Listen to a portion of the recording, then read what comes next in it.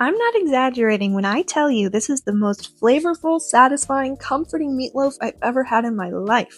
Welcome to the Seasoned Vegan. I'm Kia and I hope you're doing well. Today we're making a vegan cheese stuffed meatloaf. The flavor, the texture, the bite, and that cheesy center, it is a chef's kiss from start to finish. This is classic food done completely plant-based and done right. All the ingredients are in the description below if you want to make it for yourself, and I really hope you do. So let's just get straight into the first step. Now today I'm using Impossible ground meat for this meatloaf, and we're going to put this into a large bowl with all of our seasonings.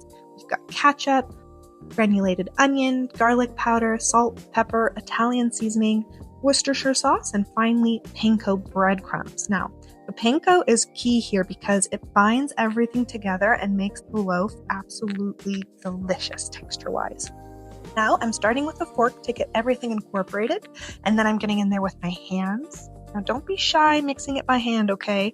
It's the best way to make sure every bit of that seasoning is evenly distributed throughout the meat. You want a well-seasoned bite. Every bite. Now we're going to set that aside and we're going to spray our pan generously with oil.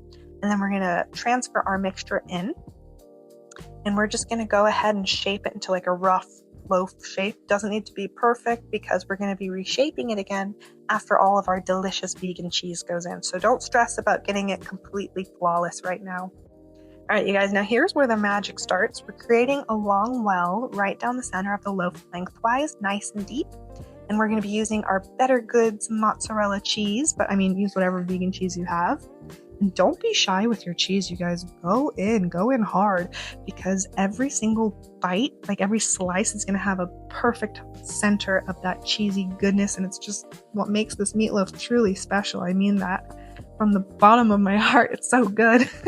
It really elevates this meatloaf because you get something special in every slice. All right, guys, now we're reshaping the loaf around the cheese and we're going to press it together firmly and seal it all in.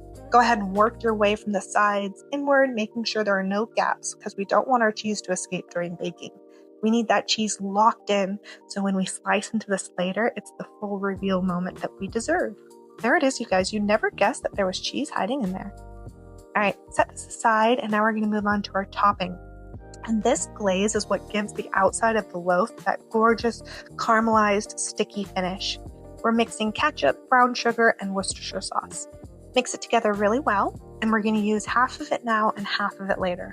So go ahead and take half of your sauce and pour it right over the top of the loaf and spread it over evenly, over the top, down the sides, completely full coverage because we want every inch of the loaf coated so that we get that caramelized like crust really on the outside, if that makes sense. I hope it does.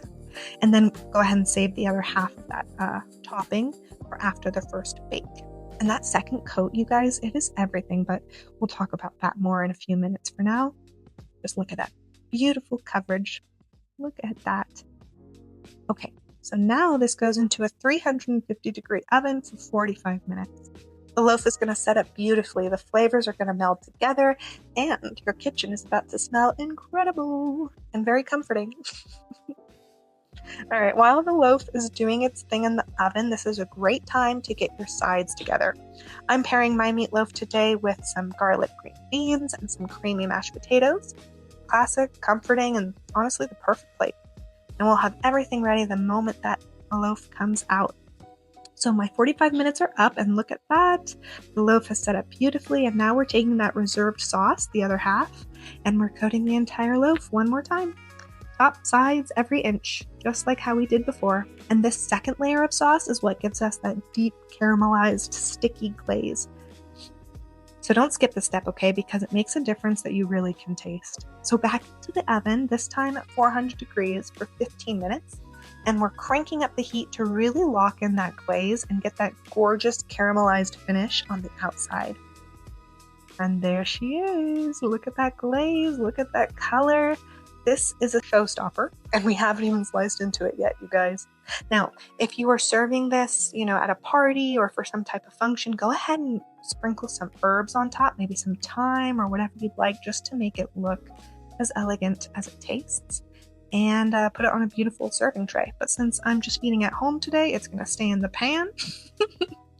And I'm getting my plate ready with my mash and my green beans. And now the moment we've all been waiting for, we're gonna cut into this beauty. And look at that cheesy center, you guys. Look at that. This is the kind of meal that makes everyone at the table happy. And I mean everyone. Vegan, non-vegan, it doesn't matter. This dish will win people over. I guarantee it.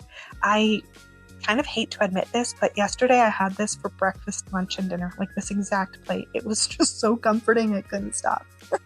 So yeah, there you guys go. That's it. That's all I have for you. Thank you so much for being here. And I will see you guys in the next one. Bye.